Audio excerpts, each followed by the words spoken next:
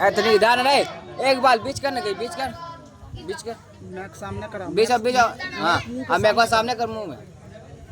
अस्सलाम वालेकुम वरहमतुल्लाहि वबरकातुहू। वालेकुम अस्सलाम वरहमतुल्लाहि वबरकातुहू। अरे हमजा, तुम पेंट शर्ट में कब से आ गए? खैरियत तो? हाँ, ये पेंट शर्ट हमने बकरीद में लिया है, क्योंकि अब मुझे इंग्लिश मीडियम में पढ़ना है। हाफिज आलिम बन के कोई फायदा नहीं। मस्जिद में रहो चाहे मदरसे में रहो, 8-10 से ज्यादा कहीं नहीं मिलेगा। मैं तो इंजीनियर बनकर सरकारी नौकरी करूंगा। अरे हमजा भाई, ऐसा कैसे कह सकते हो कि हाफिज आलिम बनकर कोई फायदा नहीं? हमारे आका सल्लल्लाहु अलैहि वसल्लम ने फरमाया, जो आदमी कुरान का हाफिज होगा, अल्लाह ताला उसको बगैर हिसाब और किताब के जन्नत में दाखिल कर देंगे। अरे मौलवी साहब, जन्नत क्या हाफिज आलिम की जागीर है? जो मुसलमान हाफिज आलिम नहीं होगा वो जन्नत में नहीं जाएगा। अरे हमजा भाई, आज तो तुम ज्यादा ही गुस्से में लग रहे हो। आगे सुनो, मेरे आका सल्लल्लाहु अलैहि वसल्लम ने फरमाया, क़यामत के दिन अल्लाह ताला हाफिज़ कुरान से कहेगा कि जाओ और अपने खानदान के 10 ऐसे लोगों को जन्नत ले जाओ जिनको जहन्नम में जाने की टिकट मिल चुका हो। दुनिया की सारी मखलूक, यहाँ तक कि पानी के अंदर की मछलियाँ भी तलबा और उलमा के लिए दुआएं इस्तग़फ़ार करती है। मछलियाँ पानी में ज़र्रे खाक में बरगोशतर नेक आलिम को दुआ देते हैं, हर साहब शहद। अरे मौलवी साहब, जन्नत तो मरने के बाद जाएंगे। दुनिया में 60-65 साल की जिंदगी कैसे कटेगी?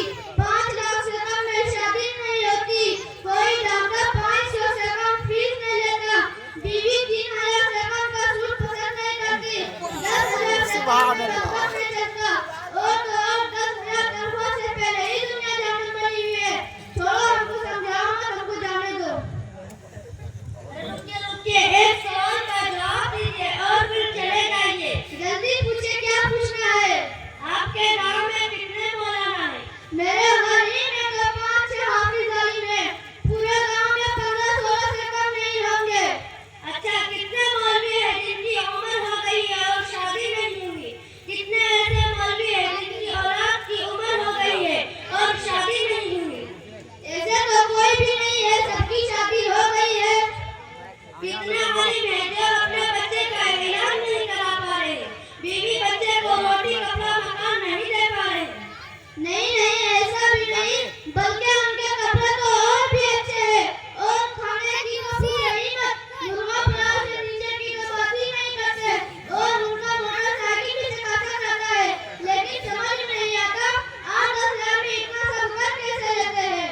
लगता है अब तुम्हारा दिमाग खुल जाएगा। आओ मैं तुम्हें समझाता हूँ।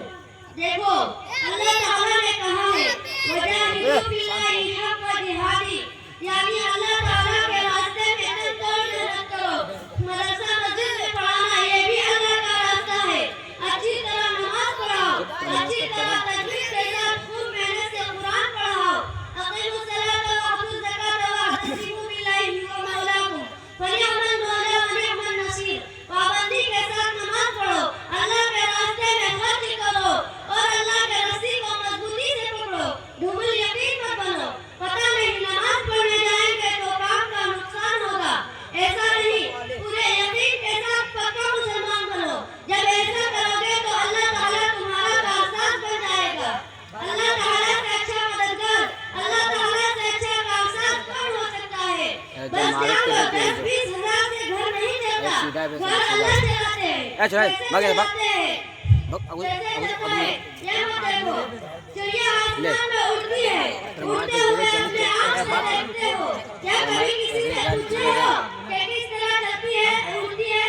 नहीं।